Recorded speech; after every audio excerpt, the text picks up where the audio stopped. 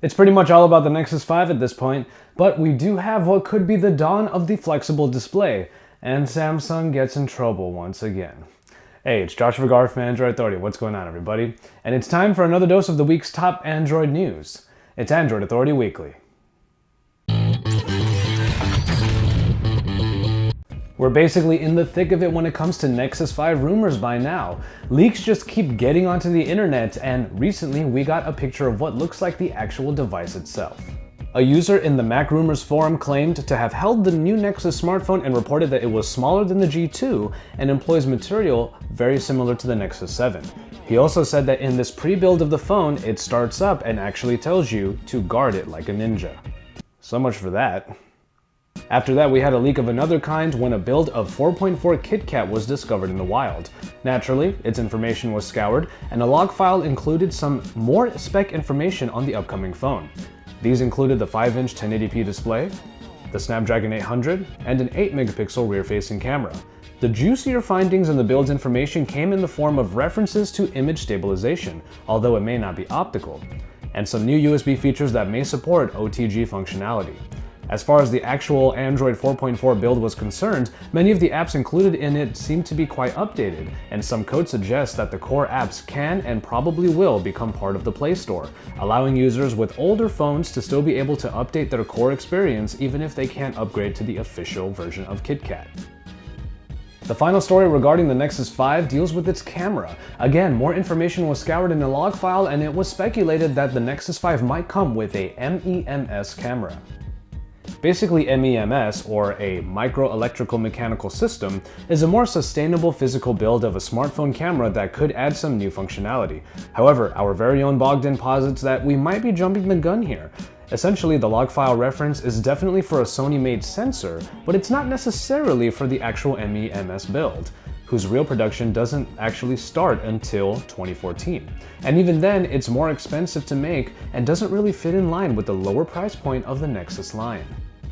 An image gallery focused upon 4.4 KitKat has also made it online, showing not only what the new version of Android will basically look like, but it even reveals a rather interesting Easter egg that shows it's still identifying itself as Key Lime Pie.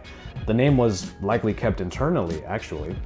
Basically, it retains a look very much like Jelly Bean, but brings a few design changes and much smoother transitions with performance tweaks. One interesting find, however, is that there is a new official setting in there for printing from your smartphone.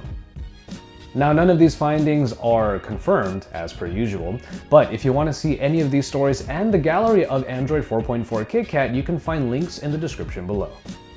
Of course, one of the biggest releases of the year happened this past week, and it is the Samsung Galaxy Note 3. Check out my full review if you haven't already, and stay tuned for our continuing coverage of it.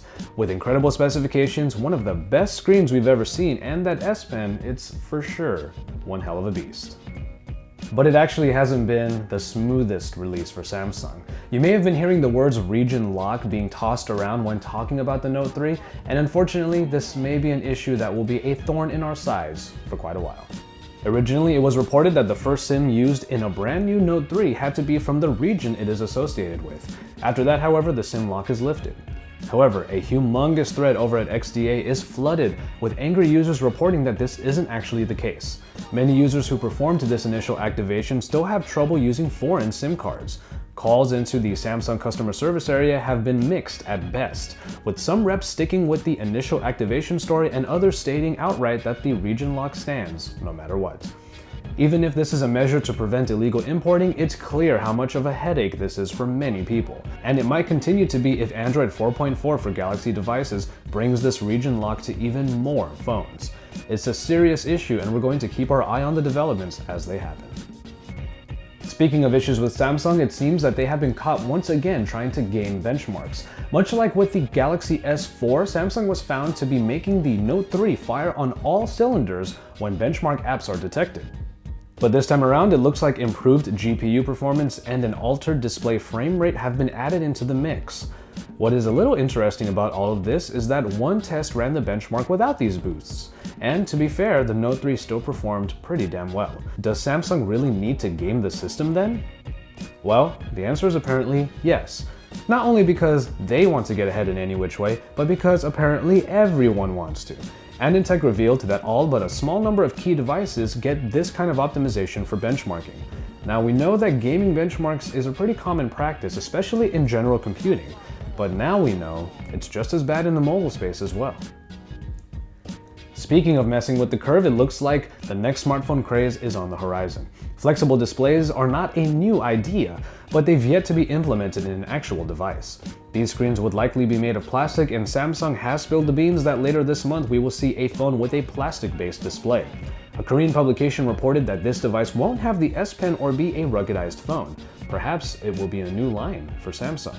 And this info from Samsung comes hot off the heels of LG's own developments. Apparently, LG is also moving forward with their own flexible display offering in a 6-inch curved phone that is called the G Flex. Now don't get quite too excited. The phone itself isn't flexible, but the plastic screen bends to its curve. Aside from this bend, the phone may not offer much else that is revelatory, but a Japanese blog has reported that it will be a top-tier device. Our final story deals with security.